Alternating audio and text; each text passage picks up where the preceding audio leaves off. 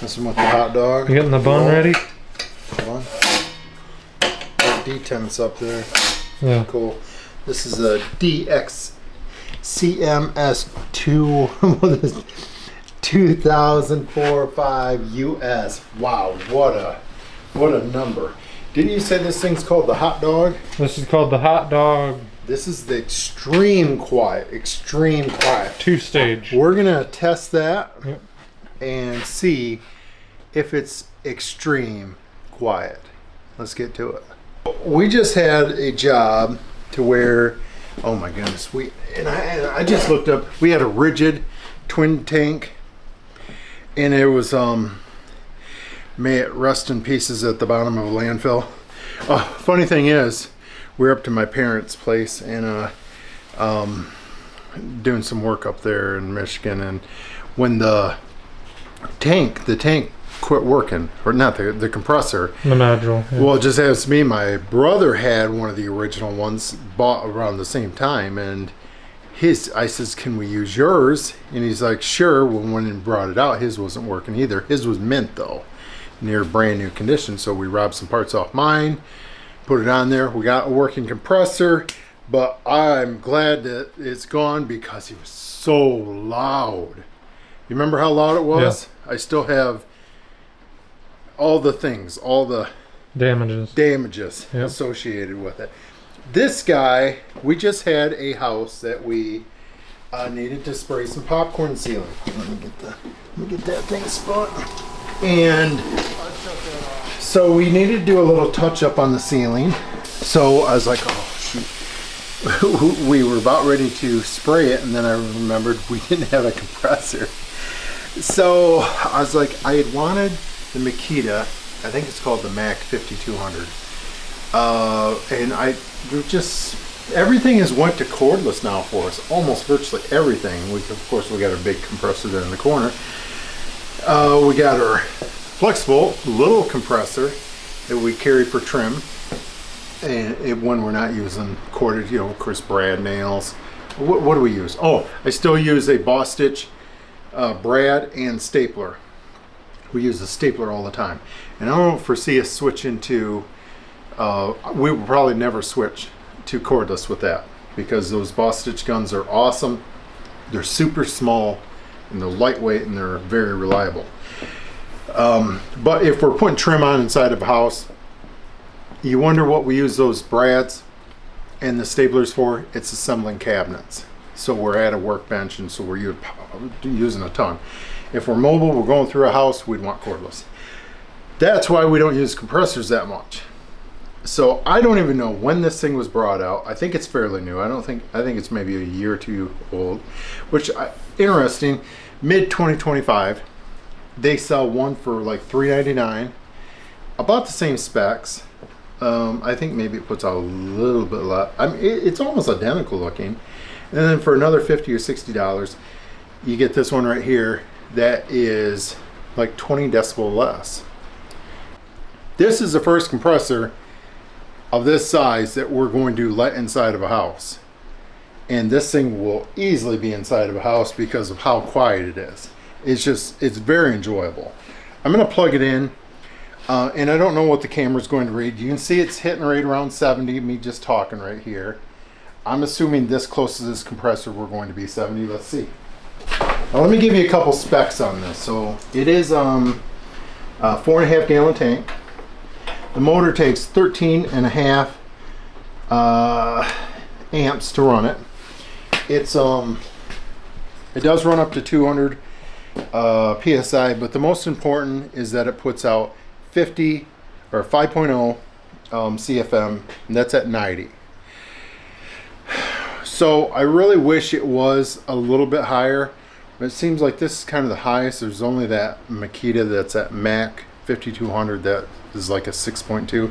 Ironically, or not ironically, but interestingly, Harley, that rigid that's at the bottom of the landfill or scrapyard or whatever, that thing supposedly put out 6.4. But I think the only reason why it put out so much CFM, that 6.4, is because we were screaming at it. Because of how loud it was. Building CFM. All right. So do I gotta drain this thing? to get it to kick on.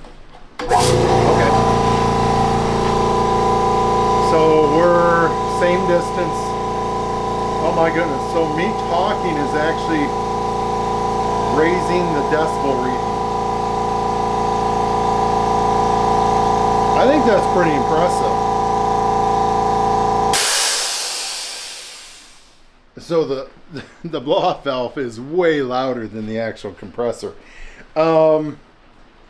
We would have no issues with this being inside of a work area. Now everything is loud inside a house when you're building, but when you're doing trim carpentry, when you get to that stage, especially if you're having a bad day too, and you're just like, oh, I don't feel like things being loud around me, this thing is awesome. Okay, so the tires, one thing Harley was worried about was the tires, and they are airless. So that was one concern he had. He did not want pneumatic. I'm kind of indifferent on that. I understand, since he's the one that would be adding air. I get it. I get it why he didn't want another thing for it possibly to have leak. I like the handle. I like that when you come up, it has some detents. That pops up there. It looks like it has a pretty decent valve as far as draining. They could have put a little bit larger petcock. I don't know if that's called a petcock. It's pretty decent. It is a little difficult reaching underneath there. You almost have to lift it up. So the reason why I bring that up, some of you is maybe mounting this like in a position to where it's almost permanent, and you're going to want to be draining that quite often. Ooh, that's tough. You almost have to lift it up. You can get down there. Okay, right.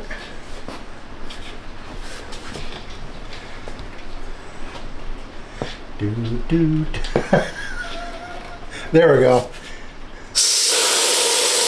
I would say you can't get underneath there. Yeah. That's pretty difficult. Now this is an oilless pump, so it's when you take it out of the box, it's ready to go. It's ready to go. Absolutely. Plug it in and go. Some of your other pumps are going to require that you add pump oil. You know, I kind of am a little indifferent on that. I kind of would. I'm a little bit old school. I'd rather that we were adding oil, but you know, this allows us to do this type of stuff right here. You know, to be tipping it up on edge. Now, I am not sure, because I went through there. Did we ever see anywhere to where it said that it had to be run down? I don't know. I'm assuming it does, since it doesn't have any bumpers back here.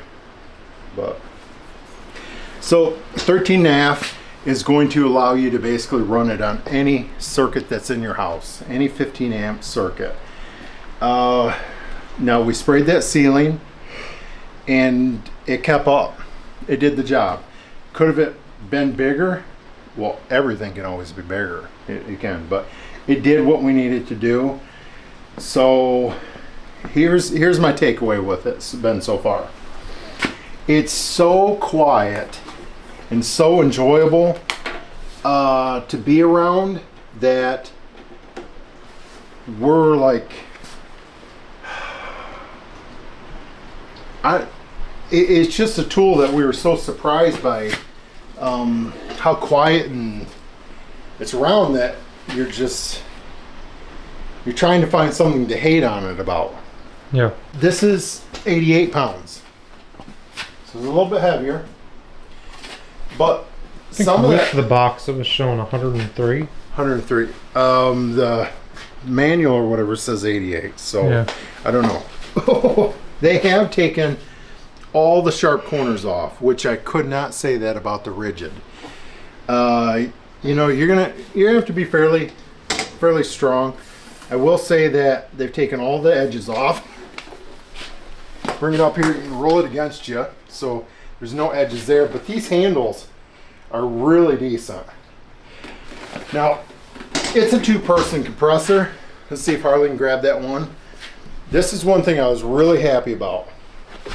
This is a near perfect two-handed compressor, carrying it up 2 guys going up a stairs. That matters because we were working in an upstairs and it took 2 people carrying it up. So it made a big difference. It's still heavy, Yeah. but if we're upstairs inside of a house with a compressor, we want a quiet compressor, and we want something that's not going to injure you carrying up the stairs. I can't wait for the next generations of these compressors. If they're getting this quiet, how quiet's the next one going to be? Right. Ah, see ya. In the next video.